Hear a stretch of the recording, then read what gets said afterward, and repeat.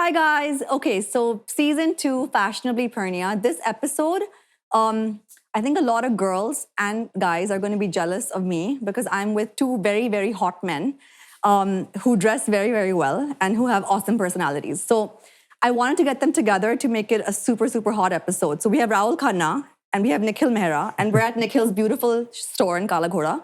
And thank you guys so much for coming and for coming together. I think that introduction was mainly for him. It was for both. I was just going to say it's mainly for him. Yeah. Don't be so humble. It's for both of you. This is my beauty episode. It's my eye candy episode. It's my all those things. Come on, Rahul, please. You know the kind of fandom you have. Also, you know it secretly. You're being modest. So, anyways, I was thinking, what should I do with these two hot men on this episode? And I thought that I really want to do an episode on men's fashion because I believe that both of you have great style.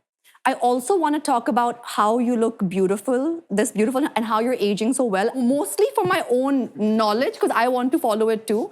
The both of you are so stylish, but in very different ways. Rahul, I feel like you're extremely tailored. I don't know anybody who wears a suit as well as you. Like, that's what, it's a fact. It's like, fact. You can't even deny it. And Nikhil, I feel like for you, it's a little more casual. You'll always be a little more avant-garde, but still very stylish, right? So I think you're both stylish, but in very different ways, which is really nice. And it's a coincidence that we're all wearing black. Yeah, that's insane. Yeah. But tell me this. So it's either you're in a fully tailored, amazing suit or you're wearing nothing at all. At least as far as your Instagram is concerned. Where do you get this amazing style from? I think your style is it's your entire experience as a human being from start to finish. And I've been very lucky to have influences in my life that have sort of guided me in this direction. And also I just enjoy style. So I've worked with so many great stylists to begin with. And I think also growing up, our parents in that time, they had a very stylistic focus. Yeah, was it just because that's how Bollywood or just like culture was back then, or what is it? I think culture, I think the time in the 70s and 80s. Everybody was dapper. They used to take flights so dressed up. Now we're in like sweatpants, you know? And get photographed in it. No, but I remember his dad was such a style icon. He was also beautiful. He was also a beauty icon. And his voice, him, Feroz Khan, just these two guys were brilliant in front of the camera with what they wore. Yeah. The way your dad walked, I remember his voice, his hairstyle, everything was on point. His sunglasses. And those were the trends. If they were to come back, these are the guys I'd look at. Did you keep any of his stuff? Like his sunglasses? Do you have anything? No, see, we never grew up with my dad because my parents split up very early. Right. So although, we knew of, like, every once in a while when we visit him, we'd see his closet and it had all these amazing things in it. Right. But we didn't grow up in the same house necessarily. Right. Like, I have a few defining style moments in my life. And one of the most defining ones was taking a flight with Feroz Khan once. We happened to be on the same flight. And he was impeccable. He was wearing, fully dressed blazer, scarf, monogrammed shoes. All his luggage was matched. He had a separate shoe bag that came out on a separate conveyor belt. It was all very exciting. Don't have men like that anymore. Fascinating. Yeah. Tell me this, your Instagram says boutique actor. What does that mean? I'm not mainstream. I'm not mainstream. I don't fit into any one category. Yeah. And so I've just started using that. It just makes people laugh. It sort of gets the point across without, taking it too seriously. Yeah. But it's interesting though. You must realize that this term could actually become an industry in years to come. Yeah. Because there are now people realizing the value of being themselves and not necessarily being a part of the industry that was created. Right. It's a good spot to be. A little niche, acquired taste. You're not acquired taste. One look at you and it's like, okay, no, you're a taste for everyone, Esoteric. But yes. Not for everyone. Yeah. I think you would not like to be for everyone, but everyone would like you. You guys can have a conversation. I'm fine with this. Okay, I want to get into your work, Nikhil, because I feel like Shantanu and Nikhil as a brand, and Rahul, tell me if you feel this as well, like from the outside. You guys, in many ways, redefined what men's fashion is. For instance, traditionally, a lot of grooms would wear like a sherwani, tailored classic, like a Nehru jacket, etc. But you guys added the drapes to those very formal jackets. The drapes made it a little more like relaxed. Yeah. Also a little more feminine. Yeah. You kind of blurred the line for grooms to feel like they have to be so structured and, they can't have fun, basically. And I know that these drape jackets and all did really well. A lot of grooms started coming to you for that. And then you had a lot of people copy you. When the whole world copies you, that means you're obviously doing it right and it's doing well. Our dad was the house husband. Okay. So when you're brought up in a house where the mother's, is bringing in the income and dad's bringing in the emotion, the lines are already blurred. Right. The structure happened because of my mom's work ethics, and the drape happened because of my dad's EQ at home. And that's how it all started. And of course, the Indian man was always portrayed to be this guy who'd come home, have 2 drinks, and throw his weight around and says, "Mera khana bedroom mein hoga." Yeah. That was the nature with what we'd seen our friends go through. Mm-hmm. And I think when we did the drape, a lot of men woke up and said, this is more of us. We do have a feminine side and we accept it. And the people around love it too. Because, traditionally, now that I'm thinking about it, Indian men traditionally had a very strong feminine side. If you look, like say back in the day, like they would wear mehendi at their weddings. Jewelry. They would wear jewelry. A lot of them, say from the Mughal times, they would wear those angrakkas, which had beautiful is the clear indication You know of what India's, I mean? And then I think over time, maybe after the British, the roles became very defined. But it's also strange that a piece of cloth draped in a certain way can define your gender. Makes no sense. You should do what resonates with you. That's another deep conversation. No, now we're finally at the point, where like, it's cool to be like not defined. Yeah. And finally, thank God, everyone's like, you do you, whatever that means, it doesn't matter. Like you in your fashion show, you've done those beautiful, very fluid, what fabric is it, jersey? Those dhotis. Yeah. And you style them with these like blazers as like an outfit for men. And that's really cool. Yeah. That's because of our sport background. Shantanu and I played so much sport. Right. We prefer fabrics that lays softly on your body. You don't have to keep ironing them. They're crease-free. For packing, it's good. Yeah. For me, it's like when I'm packing, I'm like, what's not going to be a pain in the ass to like take out and wear, Let's speak about your Instagram page, Rahul, because it is so beautifully curated. Like I was talking to you guys off camera that how my Instagram is the most random page ever. I just post anything and sometimes I don't post whatever. It's just random. And I let it be because I guess I am random also sometimes. But your page is so beautiful. Thank you. But it's also random. Is it? Yes. But you being random is just beautifully aesthetic. Organized chaos. Yeah. And the breakfast, Yeah, I'm a bit obsessed with breakfast. But nothing touches each other on the plate. I don't think he's eating that. He's having something else. He is. It looks amazing. Like, so do you think about what you're posting or is just... No, I think about my breakfast posts because I like, but other than that, I just post things that I feel I like. Yeah. What do you do for self-care? Like when it comes to your fitness, your skin, everything, like what do you do? I just make sure that I'm constantly moving. I work out. I make sure I work out. And I'm a little obsessed with clean eating. I like everything. Are you gluten-free, dairy-free? Are you one of those? I am not. I am sugar-free. Yeah. And I'm very low on gluten and very low on dairy. Yeah. But other than that, high protein. What about you? You work out a lot. That's because my son works out like a dog and I want his body. So You're in competition. How old is he? He's 17. So you're going to compete with a 17-year-old now? I have to. There's no other way. That's the secret of you looking good, competing with a 17-year-old. For sure. And then competing with the 25-year-olds at work. No, but like, of course, discipline is key. And I think as we get older, we start to understand how we're aging. At 25 and 32, you don't really care because your body is still managing itself, I was having bottles of champagne. So. And we also have more information. Yeah. As you get older, you have more information about what works and what doesn't work. And I think we're able now to declutter it and get rid of things immediately that are not required, like dairy, and also availability of resources. So for example, you wanted to have clean food, you can order it and it'll be there in 20 minutes. Yeah, because maybe there's so many actors and models in the city, the industries here, that you can really get a lot of access to clean food. But having said that, you have further information like capsicum, red bell pepper, broccoli is not necessarily good for you. It's inflammatory. And then lentils are super scary. And please, I love dal chawal. No, I can't now. I mean, I love so many of these things and realized after this Ayurveda, this doctor I went to, and he said the things I cannot have. and I stopped having them, the inflammation was gone. Is that generic to everybody or just to you? No, just my blood type. Seeing what suits you and your blood type is, Everyone's I guess, a different. good way to go, right? Yeah. It's the only way to go. Yeah. Tell me about your son now. He's modeling. He's 17. He's this gorgeous boy. I know he wants to be an actor, and I'm really happy because he's got it in the genes. His mom, She acts, yeah. she's a theater actor and she acts, yes. I'm excited for him. He'll have amazing access to red carpet looks. Yeah, he already... Yeah, that's true. And he's already a full-fledged model, you know. She's going to go study film acting. Did you study acting? How did you get into it? I went to acting school and I went to film school. Where? In New York. And do you think it helped you?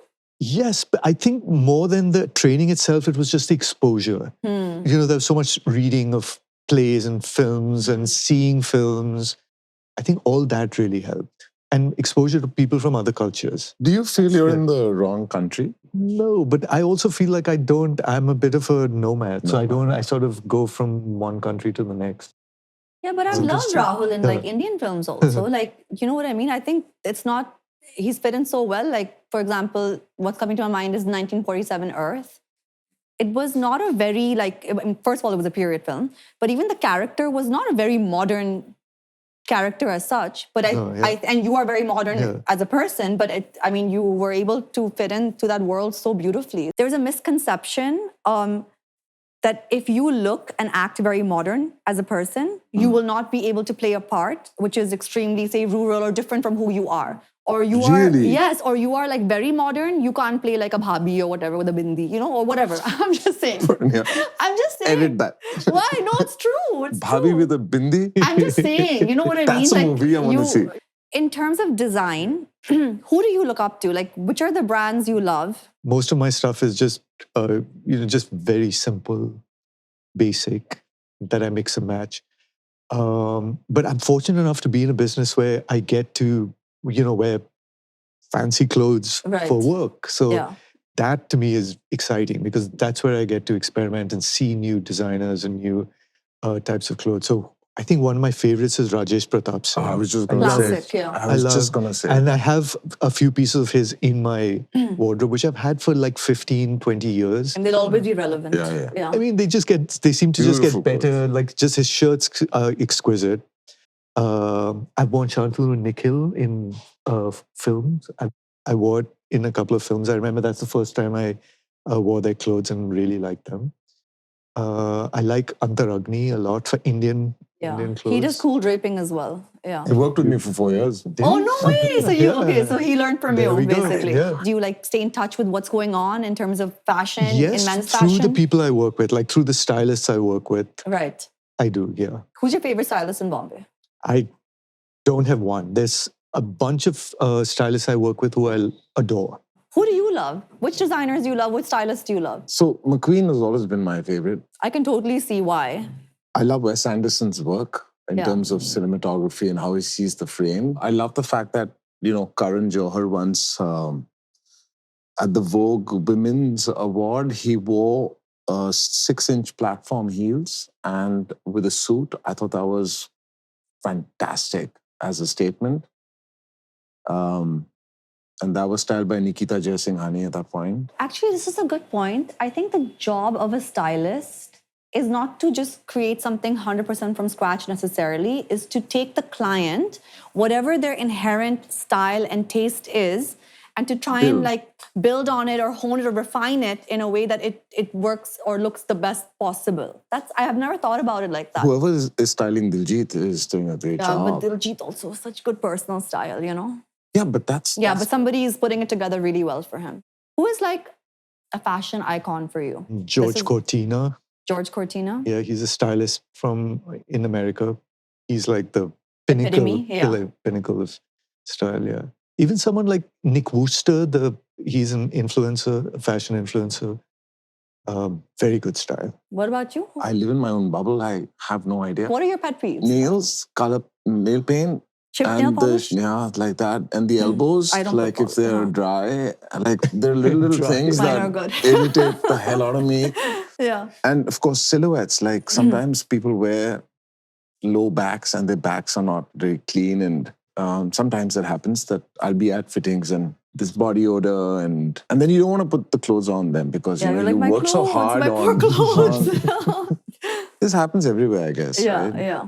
Do you have a pet peeve? Branding, visible branding is my big... Logos. Yeah. Yeah, so there was a whole logo mania phase. You clearly skipped it, right? You were like, not for me. It's too much. I think mine, mostly for women, is those acrylic nails. Like, I don't like What's long nails. the deal with the lashes hitting the brows? Yeah. The lashes is a very Bollywood thing. It came from that because those actresses used to wear very big lashes, and then I think general public get very influenced by obviously what actors do because they look up to them, you know. But but I was shamed once for my fake eyelashes by Nonita many years ago, and after that I was like, I'm never touching a fake eyelash ever again. But you know, I have all these pet, like I don't like, as I said, I don't like logos, I don't like long nails on women, but I do feel that if that's something that resonates with you, you should do it no matter whether someone else likes it or not. I don't like fake nails either, but like Nicki Minaj, whatever she does, like suits her. It's her personality and it looks good on her. Like maybe I would never do it. That's not my style, but you're right. Yeah. You should not be you because of somebody else. Completely, yeah. But also don't do the fake nails and don't do all these things just to look like somebody else if it's not you. What kind of fashion tips or advice would you give to look like Rahul Khanna? Copy me. I don't know. Keep it simple. Yeah, I think that's what you do very well. Just keep it simple and then start learning about your own style through that. Yeah. Like start with a blank canvas and then work from there. Do you think it's really important to be physically in very good shape to look dapper? You may not be in the best physical shape as an outside viewer, but if you feel good, then you're going to look good. Yeah, I've seen all kinds of shapes on people and they are phenomenal because they feel amazing about themselves. And they look stylish. Yeah. I think when you're physically very fit, whether you're an athlete or dancer or whatever, and that doesn't mean one particular body type, you're just a fit person, I truly feel like clothes fall better on you. Well, I think not so much fitness, but just being the best version of yourself. Yeah, that's what I mean. Like, also my best version is not even like this thin, tall model that I would like to be. You know what I mean? It's not. Yeah. But like, it's still the best version of me, you know? I'll tell you, like, for example, John Abraham. I mean, he looks like he doesn't really give a shit, right? When he dresses up. Like, he wears a white t-shirt, jeans, sometimes sweatpants and chappals. But I think the man always looks amazing because even that white t-shirt, the way it falls on his extremely fit body, it just makes it look so good. Yeah, but I think it's got a lot to do with how he's feeling about himself inside. That just resonates on the clothes. And that's the thing with you as well. You just know inside that you feel good about yourself. And then the clothes start looking nice. And but sometimes even if I'm not in the shape that I want to be, I'm like, jo hai wo hai now. But you still carry just, on. Now just go with it. Yeah. Now it is what it is. Yeah, humility. No, it's not. It's the truth. It's the truth. Not at all. Not at all. I find it fascinating what actors do, how they become a part of something and they are able to get out of it and become a part of another thing and then get out of it. Or do they even ever get out of it? Yeah, of course you get out. And I think it's very similar to even models.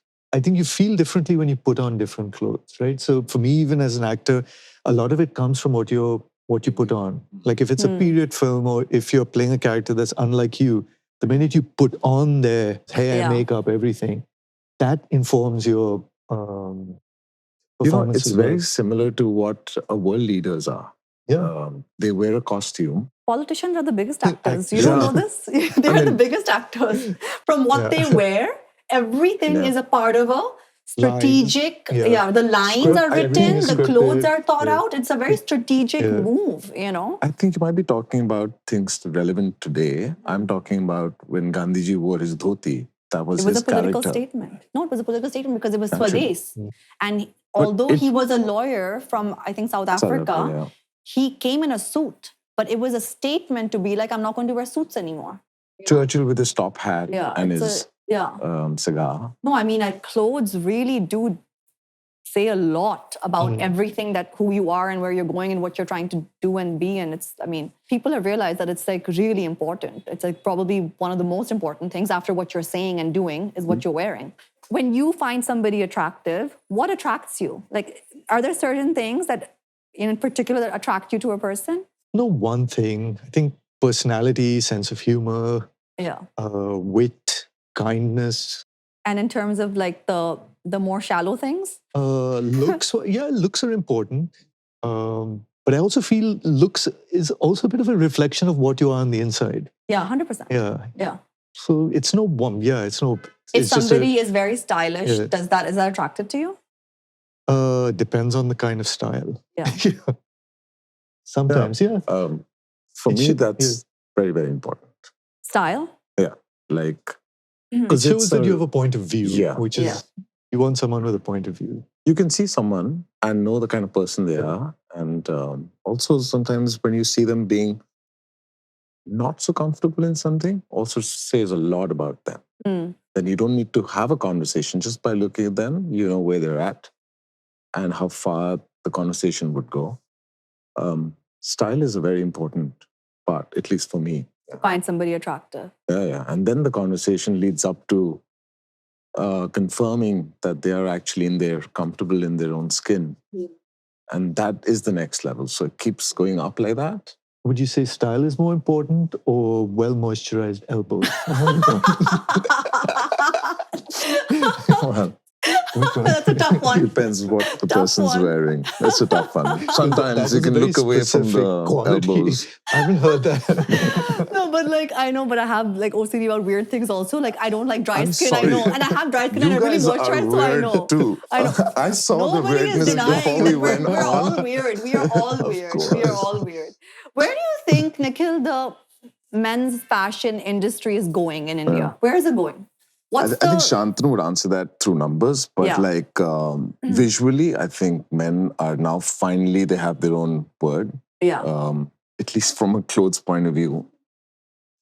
Most of the times when people would come back in the days to buy their clothes, they would come with their mums or their fiancés, and usually women would make decisions for men. And men always found comfort in having someone to make decisions for them, at least here in India. Yeah. So that's changing. Men are now coming in and deciding what they want. Usually that would be the case with their cars in their homes. But I'm so happy to see that they're getting more comfortable in their style. They're moving towards their own personal style. I remember back in the day, like the business of a designer who did men's and women's both, they would focus much more on women's because they would give them a lot more business. Yeah. Now that's changing as well, right? Yeah, that fashion week you saw. Every designer is doing a range of menswear. Yeah. As a category, it's become huge now. What are you trying to nudge your male clients towards? Like, is there anything that you're trying to change? I am my client to begin with. So I focus on me, make sure that the drapes that I make, I would want to wear them. And the embroideries, I love them. If I do, then I know I'll find a community that'll resonate. So it's all happening inward. Is there something you won't do for a client that they've requested? Yeah, a lot of times. Like what? Yeah. So I don't like bling. And I don't like too much work. Somehow we have to do it because of the industry that we're a part of. But I'll stay away as much as possible. I'll not nudge them. I'll focus on silhouette, like bring them back to silhouette. Make sure their physique is enhanced. They look, frame appropriate, shape appropriate. Who's your muse? Me. You are your own muse. Amazing. I think that's wise. Yeah. I mean, I trust myself completely and I love myself so much that I'd rather make clothes for myself and then find the world around it. That's amazing. You're the first designer who I have heard saying that you are your own muse. And that's pretty awesome. Yeah, good. I love me. What are your pet peeves for menswear? I don't like ill-fitted things. That really bothers me. What is your take on oversized stuff? So I don't mind oversized. Like, it depends, who is doing it. Can you pull it off? You're not just wearing something that's ill-fitting. You're wearing it intentionally. Intentionally is the key. I also feel like with men, what happens is with T-shirts, right? The simplest things can be the most, unflattering. Like a T-shirt will really show sometimes, unless it's really huge, and that's also then ill-fitted, but will show how in shape or out of shape you are. For me, it's like men don't think about these simple things, and those simple things I notice. Like you also, I notice everything, I tried on 3 T-shirts together. Really? And they were all the same. Yeah. They're the exact same brand, the exact same size, and the exact same color. Then? But I don't know. They all fit differently. The way to they me. were washed, maybe. Probably, Because then once you yeah. wash things, the shape of it changes. This was the I third also one. feel like men and women who are aware of what they like to wear, there's a conversation between the clothes and them. Yeah. And that's a subconscious conversation. Yeah. And you just said it, like 3 t-shirts, same brand, and you chose this one because there's a connect. Actually, more than what my pet peeves are about men, what they wear and stuff, it's also other things like manners. Like Yes. talking while you're eating. Yeah. Things like that. Or like just like Phone really etiquette is dirty hands. Phone etiquette also. so bad. I saw a podcast the other day where I guess it was going on for very long, so they were hungry. So They started eating. they were eating I turned it off. while, and I don't know, I turned it off after cannot 5 do minutes podcasts because with then they were food. eating. And I thought maybe I am the problem because I have OCD and I can't see food in people's mouth and all. But I was like, what's going on? So Indian men are spending on fashion now and on clothes now. They didn't used to. Every 5 years, a new Indian man is sort of being transitioned into a new space. What do you mean by that? We've gone traditionally from the classic buying of commodities and products that men used to. And now they're indulging in deeper self stuff like skincare. There's a lot of makeup that's being used now. Not a lot of makeup, but a lot of men are using makeup. I'll rephrase that. And it's so good because, they're aware of the blemishes and the under eye and little skin variations that all of us are born with. And then they're fixing it to make sure they present themselves well. Their best version of who they are. And I think that's really nice because that is something that men never really did care about. And that also resonates in how they're eating, where they're going, what they're listening to, who they're hanging out with. So the ripple is quite interesting. Every time there's a change in a purchase or a thought, the entire industry makes money or gets activated. Right. That's which true. is great. What do you hate and love about Gen Z fashion? Give me an example. Like oversized clothing, for example. This whole sneaker mania, but now I think it's dying down a little bit. Like sneakerheads and we're like I know these are cool, but like those so mine are not as clean as his. Yeah. But do you use Nirma? I actually have a special sponge. You do? Yeah, there's like a sneaker sponge. Streetwear, stuff like that. I love it again if it's done well. Yeah. I don't like things that are done just for the sake of doing it. I like it when someone adds their own personality to it. Again, it's done with intention. It sort of reflects the person's point of view. But if you just throw on a whole bunch of trends onto a person, it doesn't work for me. Who in Bollywood does it right? I really like Seth's right? Very dapper. I mean, he's himself. I like the fact that he wears his pajamas. His pajamas are loose. His kurta is short. I love his kurta pajamas, yeah. And you know that like he's weather appropriate to like for Bombay weather. He's not in a sweatshirt, but he's in his linen shirt, which is very much the Mumbai weather you want to be in. Him, in fact, at the gym, I've seen him in like really short shorts, and then really high socks. And the thing is, like somehow he pulls it off. It's amazing. He's like the 1970s porn star. Very cool guy. Yeah. What about you? Imran Khan. Again, you like that simple style. I think he's got incredible style. His everything he wears is beautifully fitted. And he's got really good taste. Yeah. His taste I like. Yeah. Actually, you have similar taste. If you would see what he wears, what you wear, everything's tailored, clean. That clean aesthetic is something you love as well, right? I like, for me. Yeah. I love it too on a man. Like just in a simple shirt and trousers, if they fit you well, it can look so good.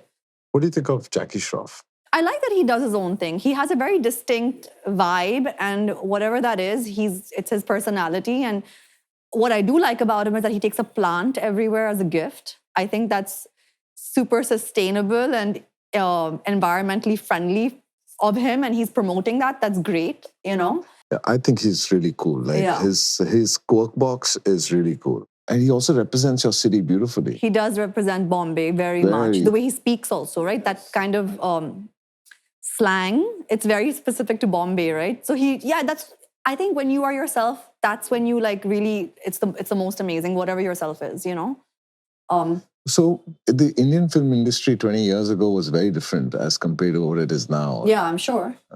There was a time when costumes didn't matter. It was just, like one cap from one film would be recognized as an iconic cap. Yeah, and Friends that was from it. Maine Pyar Kiya. There you go. Friends ka cap tha? I said Friends or something, yeah. And that was it. Yeah. Or it was a haircut. But now at least we're talking about fashion. And I don't agree with you actually. I'm a huge film fanatic, and I've seen films from way before I was born, old films, say Pakiza or Waqt, or a lot of old Yash Chopra films, Silsila, where costumes were very thought out. yeah, then in the 90s, what happened? And 2000s, then we what had a happened? weird phase in the middle where things went a little bad, and then it got good again. But traditionally, old Indian films, you can see the thought that Satyajit Ray's films. Satyajit Ray's Have you films. seen Nayak? I haven't seen it. I will see it. Yeah. Oh, suits and just everything was spectacular. Yeah. I got to watch that. I just feel like culturally, right? India, all parts of India, South India, North, whatever, we've been very stylish inherently as a people. So that came out in our films initially, And then I think we lost ourselves at some point, and then we're coming back to how important style is. Though I wonder down the line whether people will look back at these films that you're saying weren't stylish, and they will actually then see that, yes, there was this particular On the point of view. hindsight. I was we going to say missed. that also. Yeah. Maybe now, the perm is not so cute, but before that, you had to live with whatever hair God gave you. You know what I mean? So all these things define culturally where you're at, and it's all interesting, actually, to be very honest. I thank God that I'm born where I'm born and into the culture that I'm born in, because I'm a huge fan of it. I love everything about the history and everything. We started bespoke dressing. Tailors used to come home, customize what you want. Now the West and couture and Paris and all picked it all up from us eventually. I mean, I would like to believe so, How they picked, what's that spice that everyone's having? Haldi. Yeah, exactly. Turmeric milk. They just discovered it. And how they discovered yoga 20 years ago made it theirs. That's one of my pet peeves. Yeah. I can't go to the US or whatever and do yoga with somebody who, I'm no, I'll do it at home. It's okay. It's from us only. But thank you so much, guys. This was so much fun. Was it? I had fun. Did you not have No, fun? I'm asking you if you No, had because the thing is that That's what it was. so they were very nervous. They're what are we speaking about? Why, basically, why are we here? And I was I don't know. We'll figure it out as we go along. Because Purne loves talking anyways, right? Yeah. So we figured that we're going to talk about you, but we didn't speak about you at all. See, I told you we're not going to talk about me. The whole fun of a podcast, I feel is to have a random conversation without any direction as such. It's nice. I enjoy it. I enjoyed it. And people who love podcasts just put these things on and just listen, I'm a big podcast consumer. Are you? Oh, God, okay, yes. which podcast do you love? Tell me then. The Dax Shepard podcast.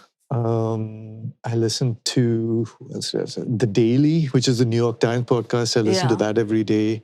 There's a podcast called I Said No Gifts, which is what I'm listening to right now. I Said No Gifts? Yes. Wow. It's just a guy who invites guests on and tells them no gifts, and they always bring a gift. I love that. Oh my God, I should do that. Yeah, that's cool. Yeah. I was listening to, very different from what you listen to. Sri Ravi Shankar, right? Because we're constantly, as a parent, there's so many things you learn every 2-3 years. There's a new beginning of sorts. So when I hear podcasts from people who've come in from a spiritual space, it's so interesting to take small little bits of it and make it your own, and it becomes your own very quickly. Yeah. So that's the stuff that I've been listening to recently. And I see you have calluses, workout calluses. Yeah, the golf as well. Okay. I'm going to be sending both of you bio oil. Yeah, these are my elbows. Thank you guys. Big kiss. Thank you for you. being here. Thanks. Thank you. Thank you.